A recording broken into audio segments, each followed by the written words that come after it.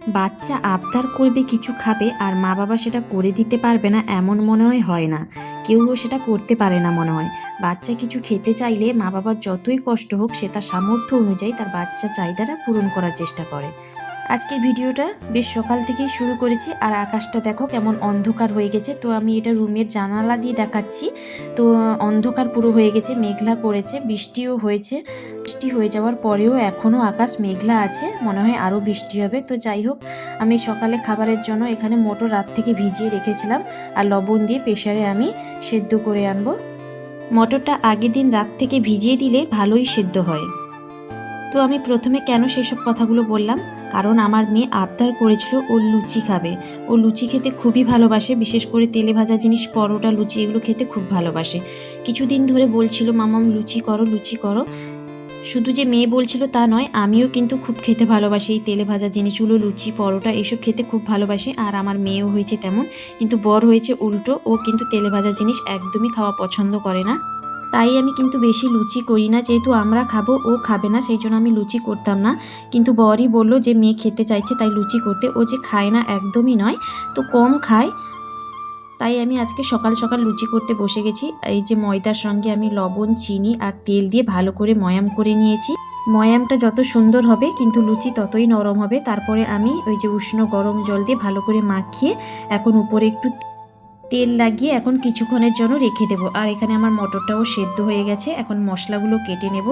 আদা, পেঁয়াজ, রসুন কেটে আমি পেস্ট করে তরকারিটা আগে বসিয়ে দেবো। তারপরে বর যখন স্কুল থেকে আসবে তখন আমি কিন্তু লুচিটা করব, কারণ আমি একা বেলে লুচি করতে পারবো না।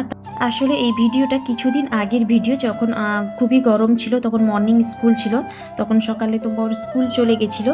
তো তারপরে যখন ওই 10:30টার দিকে এসছিল তখন কিন্তু আমার রান্নাটা হয়ে গেছিলো, তরকারি আর আমি লুচি ময়দাটা সব কিছু রেডি করে রেখেছিলাম। আর বর এসে কিন্তু ভেজে দিয়েছিল আর আমি বেলে দিয়েছিলাম।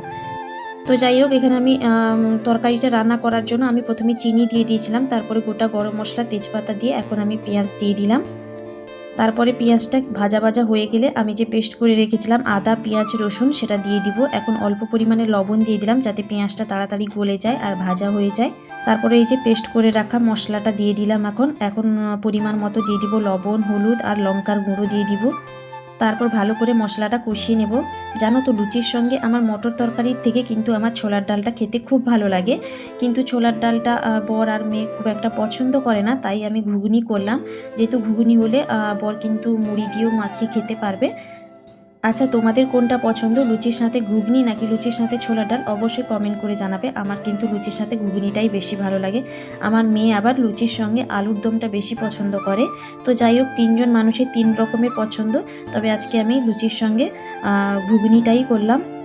তোমরা তো দেখলে কথা বলতে বলতে আমার মশলা কিন্তু রেডি হয়ে গেছে, তেল ছেড়ে দিয়েছে। তো আমি কিছুটা টমেটো পেস্ট দিয়ে ভালো করে কষিয়ে তেল ছেড়ে দিতে আমি এখন সেদ্ধ করা আলু দিয়ে দিলাম। অনেকে এখানে ভেজে আলু দিয়ে, আমি কিন্তু সেদ্ধ করে দিই। আমার সেদ্ধ করে দেওয়া আলুটা খুব ভালো লাগে খেতে তরকারিতে। আর মটরটা একটু দেরি করে দিলাম, কারণ একটু সেদ্ধ হয়ে গেছিলো তাই দেরি করে দিলাম। অতটাও সেদ্ধ হয়নি, তবে ঠিকই ছিল, যেহেতু মেয়ে খাবে। বেশি শক্ত হলে তো মেয়ে খেতে পারবে না। আর সব কিছুই কিন্তু মেয়ের জন্য করছি, তাই মেয়ে যেমন খেতে পারবে, খেতে ওর সুবিধা হবে, আমি সেইভাবে করার চেষ্টা করেছি। তো এখন আমার তরকারিটা রেডি হয়ে গেছে। তারপর আমার তরকারিটা হতে না হতেই কিন্তু আমার বর চলে এসেছিলো স্কুল থেকে। তারপরে আমি বেলে দিচ্ছিলাম আর বর ভেজে দিচ্ছিল। আমার বর কিন্তু এসব করে না কখনো, আসলে আমি একা করতে পারবো না।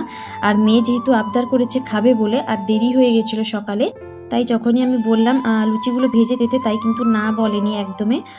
তো ও ভেজে দিচ্ছিল আর আমি বেলে বেলে দিচ্ছিলাম। যেহেতু আমার রান্নাঘরটা খুবই ছোট, তাই খুবই অসুবিধা হয় নিজে বেলে নিজে ছাঁকতে। তো পরোটাটা আমি বেশি করি, কারণ পরোটাটা আমি করতে পারি, আগে বেলে নিই তারপরে একটা একটা করে ভাজি।